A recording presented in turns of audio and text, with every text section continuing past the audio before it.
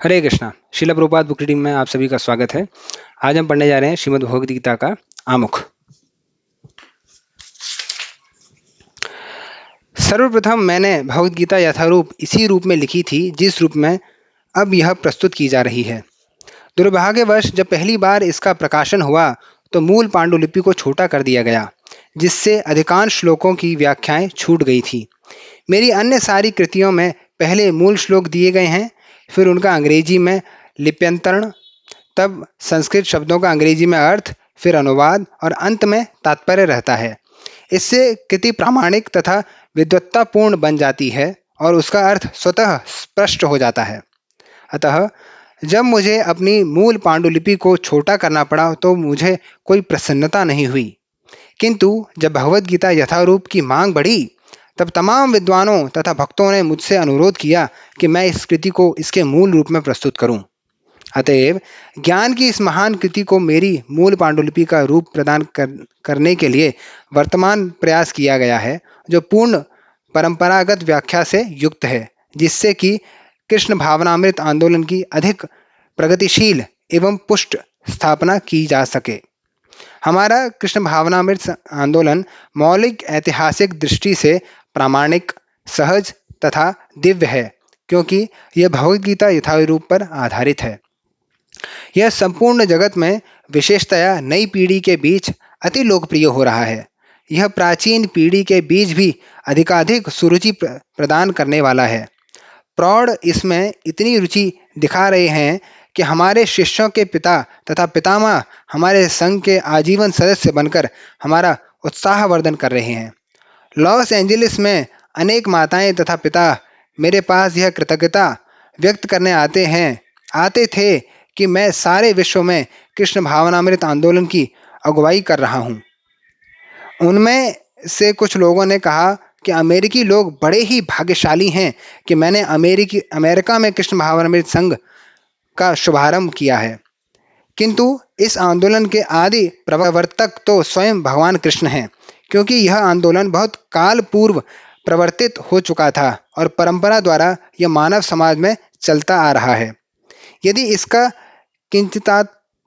किंचितात मात्र श्रेय है तो वह मुझे नहीं, अपितु मेरे गुरु कृष्ण कृपा मूर्ति ओम विष्णुपाद परमहंस परिव्राजकाचार्य 108 श्रीमद् भक्ति सिद्धांत सरस्वती गोस्वामी महाराज प्रभुपाद के कारण है।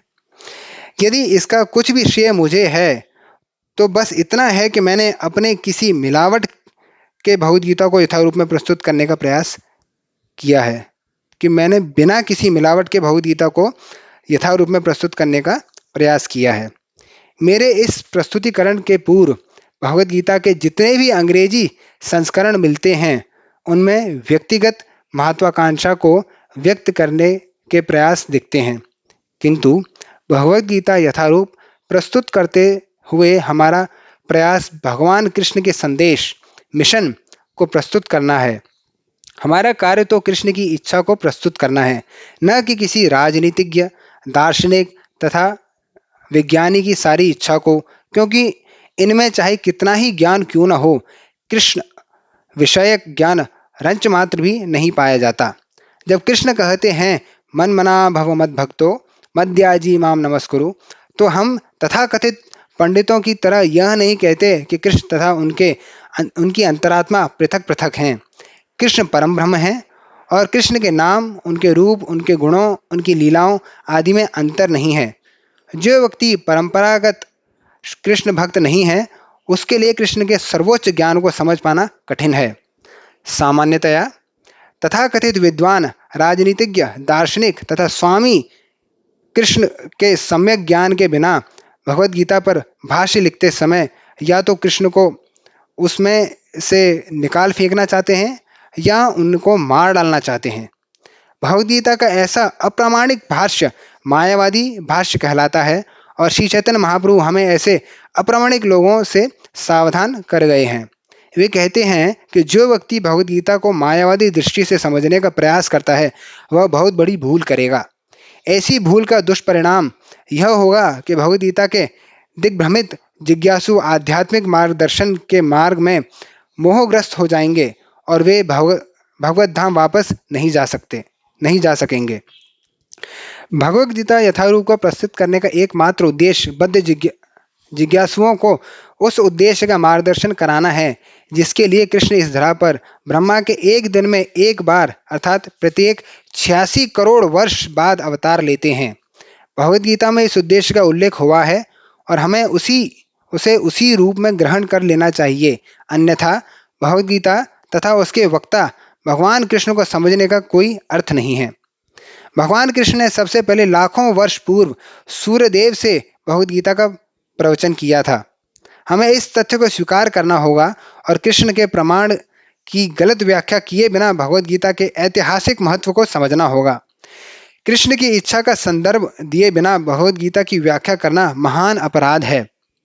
इस अपराध से बचने के लिए कृष्ण को भगवान रूप में समझना होगा, जिस तरह से कृष्ण के प्रथम शिष्य अर्जुन ने उन्हें समझा था।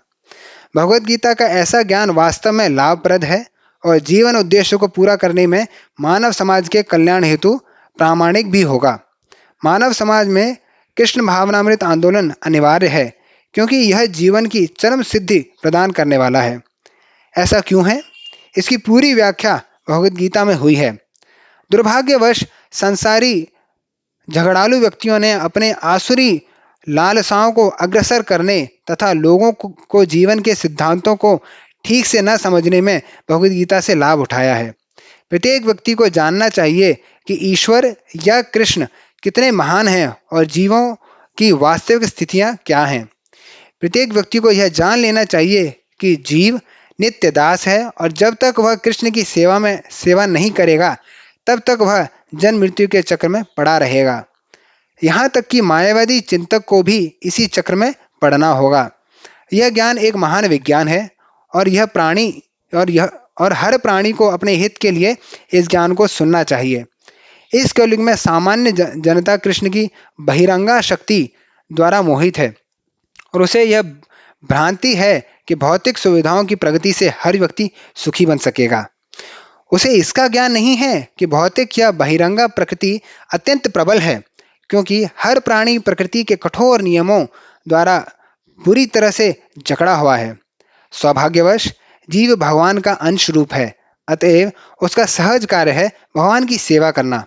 मोहवश मनुष्य विभिन्न प्रकारों से अपने इंद्रिय तृप्ति करके सुखी बनना चाहता है, किंतु इससे वह कभी भी सुखी नहीं हो सकता।